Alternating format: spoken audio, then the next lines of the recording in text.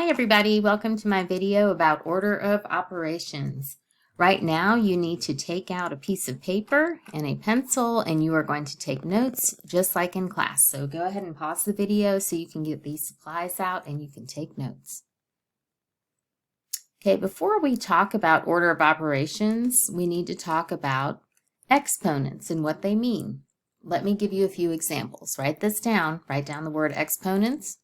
And then please write down 3 to the second power, 2 to the fourth power, and 4 to the third power. Okay, these are exponents right here, these little numbers right up here. And basically what they do is they tell you how many times to multiply that base number. Like for example, 3 to the second power means 3 times 3. Which is 9. 2 to the fourth power means 2 times 2 times 2 times 2.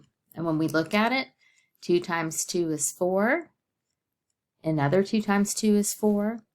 So the total is 16. 2 to the fourth power is 16 if we multiply all those 2's together. And finally, we have 4 to the third power. This means 4 times 4 times 4. And I know that 4 times 4 is 16. So then I need to do 16 times 4. And if I do it out to the side, sometimes you might have to work problems to the side. 6 times 4 is 24. I end up with 64. So that's what 4 to the third power is. Make sure that you do not do this. Don't do 3 to the second power equals 6, because a lot of people just multiply 3 times 2 is 6. That is not correct. Okay, same thing. 2 to the fourth power, that is not 8. You don't go 2 times 4 is 8. Not correct. So that exponent tells you how many times to multiply that number. Okay, now let's look at order of operations. Okay, I know that you have this chart in your paper that you're going to get. Order of operations, you've heard of PEMDAS. P stands for parentheses, E is exponents. You do that in that order.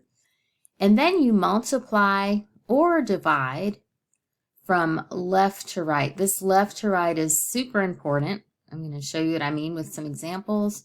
And then finally, we add or subtract from left to right. And again, I will show you what I mean through the examples. Okay, please copy down this first example on your paper. 20 minus 2 plus 4 times 3. Okay, according to the order of operations, I'm going to look. There's no parentheses, there's no exponents. So we multiply or divide first from left to right. And I want you to put a little line, or this is called a little caret, what I just did right there. And then we're going to bring the numbers down. 4 times 3 is 12. It's very important to show your lines of work. And what I mean by that is you need to bring down the 20, bring down the minus 2, and then go ahead and do this 4 times 3. Okay, next we add or subtract from left to right. You see in this problem how subtraction comes first and then adding? Sometimes you'll have subtracting and then adding. You just have to work from left to right. So I'm going to do 20 minus 2 first, and that is 18 plus 12. When I do 18, that is 30. And I will go ahead and circle my answer. You can see when you're finished, it should look like an upside down triangle or what I call a nacho chip. You can go ahead and show a triangle if you showed your work properly. Okay, please write down exactly like I have written it. Okay, let's look at another example. Please copy this one down. Here's our example 2, and I'll get rid of that little blinking tab. I know that's a little annoying. Okay, here we go. 12 divided by 4 times 2 plus 5. Okay, so according to our order of operations, there's no parentheses, no exponents. We multiply and divide from left to right. That's very important that we go from left to right. So we're going to do this 12 divided by 4 first because that comes to the left. Even though PEMDAS has multiply first, sometimes we divide and then multiply. Just depends on whatever comes first in the problem. So we have 12 divided by 4 is 3, and then I'm going to bring down the rest of the problem. Yes, you do have to do that. That's called the line of work. And then we have 3 times 2. Multiplication comes next. So 3 times 2 is 6 plus 5. I bring down my plus 5, and 6 plus 5 is 11. Okay, and I am finished. And it looks like a really nice upside down triangle. That's how your work should be arranged, or a Dorito. Okay, let's move on to the next example. Please copy this problem down. 30 minus 6 to the second power divided by 3. Okay, according to order of operations, we need to do our exponent first. So we have 6 to the second power. That's 6 times 6 is 36. Divided by 3. Bring down the rest of the problem. I know this looks kind of funny because it's 30 minus 36, but if you follow the order of operations, you'll see that the next step is we need to divide before we subtract, so it will work out.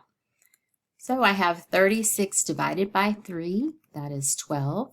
I end up with 30 minus 12, and I do get 18 as my end result for that problem.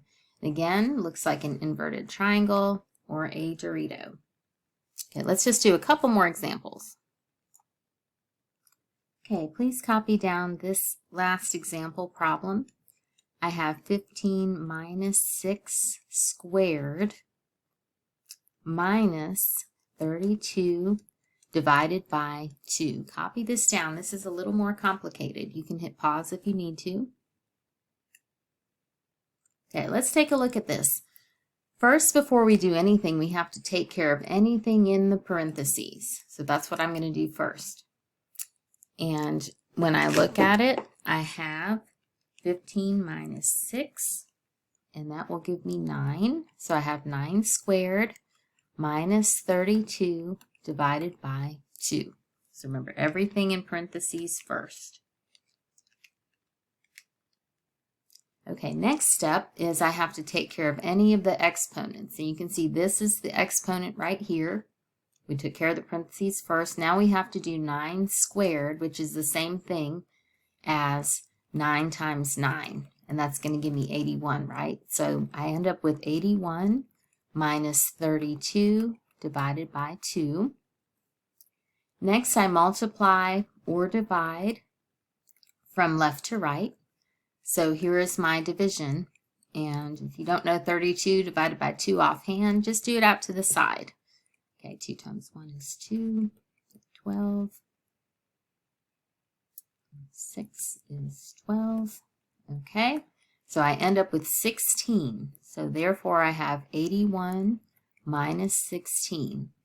Finally, I can take care of any addition or subtraction. So again, off to the side, I'm going to do 81 minus 16. And we're not using calculators for this. I should have probably emphasized that sooner. But we have 11 minus 6 gives us 5,